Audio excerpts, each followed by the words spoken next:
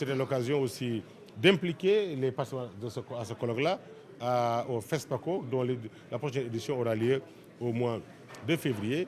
Et le Sénégal a renouvelé sa disponibilité à accompagner, bien entendu, conformément aux orientations du chef de l'État, mais surtout inviter tous ces participants à revisiter sans complaisance, de la manière la plus rigoureuse, tout ce qui fonde, en vérité, notre richesse culturelle, les socles de notre patrimoine, et démontrer de façon scientifique les interrelations entre la culture et le développement socio-économique. Il faut qu'on le sache. L'art ne nourrit pas son homme, mais c'est absurde. On ne doit pas le dire, on ne doit pas le répéter, on ne doit pas y croire. Dans beaucoup de pays, les plus riches sont dans le monde du sport ou dans le monde de la culture. Pourquoi pas au Sénégal, alors que nous avons des génies créateurs, nous avons du talent, nous avons un président de la République qui accorde beaucoup d'importance à la culture et qui mobilise beaucoup de ressources, beaucoup de moyens et qui est encore déterminé à renforcer ce dispositif-là. Mon rôle, en définitive, je l'ai dit ici, c'est aussi saisir cette occasion-là, en dehors du sujet, pour partager avec tous les présents les différentes formes et stratégies de mise en œuvre de la vision présidentielle en matière de politique culturelle, mais également échanger avec eux sur le style de gouvernance du secteur que je suis en train d'imprimer et l'ensemble des problématiques y relatives. En vérité, un secteur, son rayonnement dépend du style de management.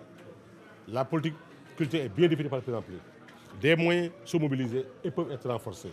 Il nous revient, nous, sur la base d'une approche inclusive, holistique, de mobilisation exceptionnelle de tout le monde, sans exclusive, de pouvoir donner à la culture sénégalaise ce qu'elle mérite réellement et être assuré d'avoir un rayonnement réel au niveau national et au niveau international.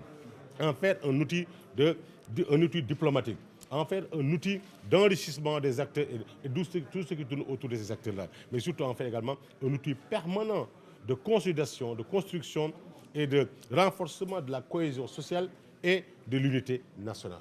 C'est ce que nous avons voulu combiner pendant l'organisation de ce festival-là qui, il faut le dire, a été préparé en 1 mois, quelques jours. Mais certains, au début, me disaient que non, il faut 1 an ou une semaine. Non, ce que certains n'ont pas pu faire en 5 ans, au nom de quoi je vais écouter certains esprits pour perdre du temps. Moi, je me veux pragmatique, conformément aux attentes et aux urgences qui nous sont fixées par le président de la République. Je pense qu'aujourd'hui, les choses bougent dans le bon sens et nous comptons sur tout un chacun et surtout la presse culturelle que je félicite et que je remercie. Depuis que je suis arrivé à la tête de ce ministère-là, j'ai senti un élan d'accompagnement lucide, responsable, rigoureux, sans complaisance de la presse culturelle sénégalaise. Et je pense que c'est l'occasion également de la célébrer et de l'accompagner. D'ailleurs, nous avons décidé d'accompagner les grandes émissions littéraires du Sénégal. Le premier partenaire des émissions littéraires doit être, bien entendu, le ministère de la Culture et du Patrimoine historique. J'avais un défi, c'est en 3 mois, repositionner le ministère de la Culture comme un des plus visibles, des plus rayonnants, et au bout de 6 mois, pouvoir participer à renforcer les socles conformes aux attentes du président de la République. Je pense que nous donnons le meilleur de nous-mêmes pour y parvenir. Cela au détriment du sommeil, au détriment du confort, au détriment même parfois de mes activités de parti. Je suis chef de parti pendant quand même 3 mois. Les autres militants responsables de mon parti font le travail, mais ils ont compris ma détermination à ne point décevoir le président de la République, à ne point décevoir les acteurs culturels, à ne point décevoir ceux-là qui pensent que mon expérience doit servir à quelque chose de positif pour ce secteur-là.